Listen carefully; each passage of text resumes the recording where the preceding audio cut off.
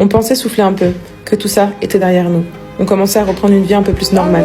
Kezia allait mieux, il reprenait des forces. Et puis, sans prévenir, hier soir, tout a basculé. Il a commencé à trembler, d'abord légèrement, puis de plus en plus fort. J'ai vu dans ses yeux que quelque chose n'allait pas. Il ne répondait plus vraiment, il était ailleurs. Il avait 42 fièvres, il s'est endormi en 10 minutes.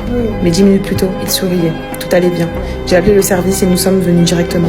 Je savais qu'on resterait pas longtemps. Les bilans sont tombés. Kezia a 2 germes qui se baladent librement dans son sang. On repart pour une nouvelle hospitalisation. Ce qu'on redoutait arrive. Sera habillé en tenue stérile. Un service où chaque détail compte. Où tout est sous contrôle. Ce même service qui avait gardé Kezia presque 2 mois. Et pour lui, c'est incompréhensible. Il ne comprend pas. Il pensait qu'il avançait, que c'était derrière lui. Il ne comprend pas ce qu'il a fait de mal.